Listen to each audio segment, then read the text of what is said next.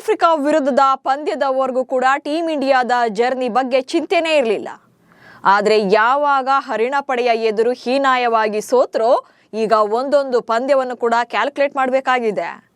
ಇವತ್ತು Bharat versus Zimbabwe ನಡುವೆ match ಇದೆ. ಸೆಮಿಫೈನಲ್ ಟಿಕೆಟ್ ರೇಸ್ನಲ್ಲಿ ಭಾರತ ಉಳ್ಕೊಳ್ಬೇಕು ಅಂದರೆ ಈ ಪಂದ್ಯವನ್ನು ಗೆಲ್ಲಲೇಬೇಕು. ಹಾಗಂತ ಜಸ್ಟ್ ಗೆದ್ರೆ ಸಾಕಾಗೋದಿಲ್ಲ, ಬಿಗ್ ಮಾರ್ಜಿನ್ ವಿಕ್ಟರಿ ಬೇಕು. ಚಪಾಕ್ನಲ್ಲಿ ನಡೆಯಲಿರುವಂಥ ಈ ಪಂದ್ಯದ ಬಗೆಗಿನ ಕೆಲ ಇಂಟ್ರೆಸ್ಟಿಂಗ್ ವಿಚಾರಗಳನ್ನು ಈ ವಿಡಿಯೋದಲ್ಲಿ ಹೇಳ್ತೇನೆ. ನಾನು ಶಾಂತ. ನೀವು ಸುದ್ದಿಯಾನದ ಸಬ್ಸ್ಕ್ರೈಬರ್ ಆಗೋದಕ್ಕೆ ಮರಿಬೇಡಿ. ಸೂಪರ್ 8 ಹಂತದ ಮೊದಲ ಪಂದ್ಯದಲ್ಲಿ ಭಾರತ ತಂಡ ದಕ್ಷಿಣ ಆಫ್ರಿಕಾ ವಿರುದ್ಧ 76 ರನ್ಗಳ ಅಂತರದಲ್ಲಿ ಸೋತಿದೆ. ಈ ಸೋಲಿನ ಸುಳಿಯಿಂದ ಬಿಡಿಸಿಕೊಂಡು ಸೆಮೀಸ್ ಟಿಕೆಟ್ ಅನ್ನ ಗಿಟ್ಟಿಸಿಕೊಳ್ಬೇಕು ಅಂದ್ರೆ ಅದೇ ಈಗ ದೊಡ್ಡ ಸವಾಲಾಗಿದೆ. ಟೀಂ ಇಂಡಿಯಾದ ಅಸಲಿ ವಿಶ್ವಕಪ್ನ ಯುದ್ಧ ಈಗ ಸ್ಟಾರ್ಟ್ ಆಗ್ತಿದೆ. ಈಗ ಜಿಂಬಾಬ್ವೆ ಮತ್ತು ವೆಸ್ಟ್ ಇಂಡೀಸ್ ಎದುರು ಮಸ್ಟ್ ಅಂಡ್ ಶುಡ್ ವಿನ್ ಆಗಲೇಬೇಕು. ಅದರ ಜೊತೆಗೆ ನೆಟ್ ರನ್ ರೇಟ್ ಲೆಕ್ಕಾಚಾರಗಳನ್ನು ಕೂಡ ನೋಡ್ಕೊಳ್ಬೇಕು. ಅದರಲ್ಲೂ ಜಿಂಬಾಬ್ವೆ ವಿರುದ್ಧದ ಇವತ್ತಿನ ಪಂದ್ಯವೇ ಭಾರಿ ಕುತೂಹಲ ಮೂಡಿಸಿದೆ. ಅದರಲ್ಲೂ ಭಾರತ ಬ್ಯಾಟಿಂಗ್ನಲ್ಲಿ ಸಿಡಿದೇಳಲೇಬೇಕಿದೆ.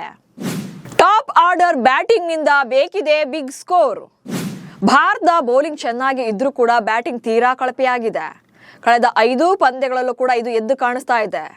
ಗ್ರೂಪ್ ಸ್ಟೇಜ್ನಲ್ಲಿ ಭಾರತ 4 ಪಂದ್ಯಗಳನ್ನ ಗೆದ್ದರೂ ಕೂಡ ಒಬ್ಬೊಬ್ರು ಇನಿಷಿಯೇಟ್ ಅನ್ನ ತಗೊಂಡು ಪಂದ್ಯಗಳನ್ನ ಗೆಲ್ಲಿಸಿದ್ರು. ಆದ್ರೆ ಎಲ್ಲರಿಂದಲೂ ಕೂಡ ಸಾಥ್ ಸಿಕ್ಕಿರ್ಲಿಲ್ಲ. Opener Abhishek Sharma hat trick duck out ಆದ್ಮೇಲೆ ಸೂಪರ್ 8 ಮ್ಯಾಚ್ ಅಲ್ಲಿ 15 ರನ್ಗಳಿಗೆ ಸೀಮಿತವಾಗಿದ್ರು. ಅಭಿಷೇಕ್ ಶರ್ಮಾ ಕಡೆಯಿಂದ ಇದುವರೆಗೆ ಕನ್ವಿನ್ಸಿಂಗ್ ರನ್ಸ್ ಕೂಡ ಬಂದಿಲ್ಲ. ಇನ್ನು ತಿಲಕ್ ವರ್ಮಾ ಅಂತೂ 118ರ ಸ್ಟ್ರೈಕ್ ರೇಟ್ ನಲ್ಲಿ ಬ್ಯಾಟ್ ಬೀಸಿದ್ದಾರೆ. ಸೊ ಅವರ ಬ್ಯಾಟ್ ಇಂದಲೂ ಬಿಗ್ ಸ್ಕೋರ್ ಇಲ್ವೇ ಇಲ್ಲ. ಕಳೆದ ಏಷ್ಯಾ ಕಪ್ ಫೈನಲ್ ಪಂದ್ಯದಲ್ಲಿ ಮ್ಯಾಚ್ ವಿನಿಂಗ್ ಪರ್ಫಾರ್ಮೆನ್ಸ್ ನೀಡಿದಂತ ತಿಲಕ್ ಈ ಸಲ ಐಸಿಸಿ ವಿಶ್ವಕಪ್ ನಲ್ಲಿ ಅಂತ ಇನಿಷಿಯೇಟ್ ಅನ್ನ ತಗೊಂಡೇ ಇಲ್ಲ.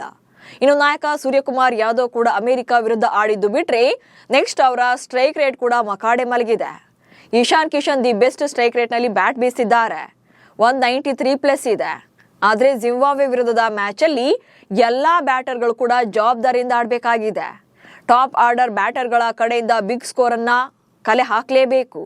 ಅದೆಲ್ಲಕ್ಕಿಂತ ಹೆಚ್ಚಾಗಿ ಈ ಸಲ ಹೊಡಿಬಡಿ ಆಟ ಆಡಬೇಕು. ರನ್ ರೇಟ್ ಅನ್ನ ಹೆಚ್ಚಿಸಿಕೊಳ್ಬೇಕು ಅಂದ್ರೆ ಬಿಗ್ ಮಾರ್ಜಿನ್ ವಿಕ್ಟರಿ ಬೇಕಾಗಿದೆ. ಹೀಗಾಗಿ ಟಾಪ್ ಆರ್ಡರ್ ಬ್ಯಾಟರ್ಗಳ ಮೇಲೆ ಹೆಚ್ಚಿನ ಪ್ರೆಷರ್ ಇದೆ. ಅದು ಅಲ್ಲದೆ ಪಂದ್ಯ ನಡೆಯಲಿರುವಂತಹ ಚಪಾಕ್ನ ಪಿಚ್ ಕೂಡ ಬ್ಯಾಟಿಂಗ್ ಫ್ರೆಂಡ್ಲಿ ಆಗಿದೆ. ಸ್ಪಿನ್ ಮತ್ತು ಸ್ಲೋ ಬೌಲಿಂಗ್ಗೆ ಹೆಚ್ಚು ಸಹಕಾರಿಯಾಗುತ್ತೆ. ಹೀಗಿದ್ರೂ ಬ್ಯಾಟ್ಸ್ಮನ್ಗಳು ಹೆಚ್ಚಿನ ಸ್ಕೋರ್ ಕಲೆ ಹಾಕುವಂತ ನಿರೀಕ್ಷೆ ಇದೆ. ಜೊತೆಗೆ ಮೊದಲ ಇನ್ನಿಂಗ್ಸ್ ನಲ್ಲಿ ಮಿನಿಮಮ್ 170 ಅಥವಾ 180 ರನ್ಗಳನ್ನ ನಿರೀಕ್ಷೆ ಮಾಡಬಹುದು. ಈ ಪಿಚ್ ನಲ್ಲಿ ಚೇಸಿಂಗ್ ಸ್ವಲ್ಪ ಕಷ್ಟಕರ. ಹೀಗಾಗಿ ಟಾಸ್ ಗೆದ್ದಂತ ಮೊದಲ ತಂಡ ಬ್ಯಾಟಿಂಗ್ ಅನ್ನ ಚೂಸ್ ಮಾಡಿಕೊಳ್ಳುವಂತ ಚಾನ್ಸಸ್ ಜಾಸ್ತಿ ಇರುತ್ತೆ. ಈ ಪಿಚ್ ಸ್ಪಿನ್ ಬೌಲಿಂಗ್ಗೆ ಅನುಕೂಲ ಇರೋದ್ರಿಂದ ಜಿಂಬಾಬ್ವೆಯನ್ನ ಕಡಿಮೆ ಮೊತ್ತಕ್ಕೆ ಸೀಮಿತಗೊಳಿಸೋಕೆ ಅನುಕೂಲ ಮಾಡಿಕೊಡುತ್ತೆ. ರಿಂಕು ಆಡದೇ ಇದ್ರೆ ಯಾರಿಗೆ ಚಾನ್ಸ್? ಇನ್ನು ಟೀಂ ಇಂಡಿಯಾದ ಫಿನಿಶರ್ ರಿಂಕು ಸಿಂಗ್ ಅವರ ತಂದೆ ಆರೋಗ್ಯದಲ್ಲಿ ಏರುಪೇರಾಗಿದೆ. Critical condition ನಲ್ಲಿದ್ದಾರೆ. ಹೀಗಾಗಿ ಪ್ರಾಕ್ಟೀಸ್ ಅನ್ನು ಅರ್ಧಕ್ಕೆ ಬಿಟ್ಟು ಮನೆಗೆ ತೆರಳಿದ್ರು. ತಂದೆಯ ಆರೋಗ್ಯವನ್ನ ವಿಚಾರಿಸಿಕೊಂಡು ಮತ್ತೆ ಟೀಮ್ಗೆ ಜಾಯಿನ್ ಆಗಿದ್ದಾರೆ.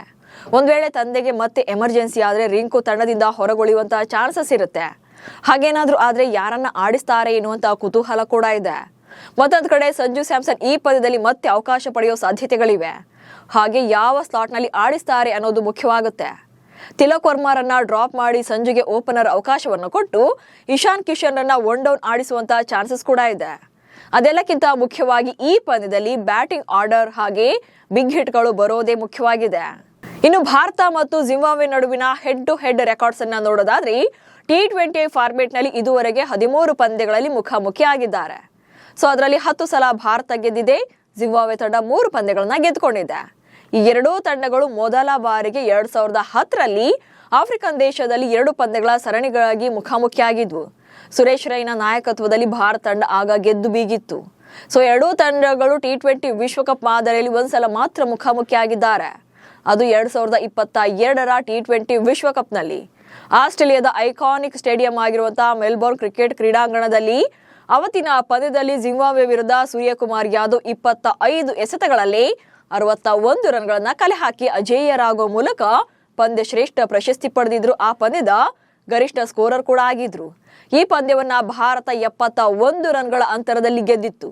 ಹೀಗಾಗಿ ಈ ಪಂದ್ಯದಲ್ಲೂ ಕೂಡ ಭಾರತ ಬಿಗ್ ಮಾರ್ಜಿನ್ ನಲ್ಲೇ ಗೆಲ್ಲುವಂತ ನಿರೀಕ್ಷೆಯಲ್ಲಿದೆ. ಜೊತೆಗೆ ಸೆಮೀಸ್ ಟಿಕೆಟ್ ಬೇಕಂದ್ರೆ ಈ ಅಗ್ನಿ ಪರೀಕ್ಷೆಯನ್ನ ಭಾರತ ಗೆಲ್ಲಲೇಬೇಕಿದೆ. ನಮಸ್ಕಾರ.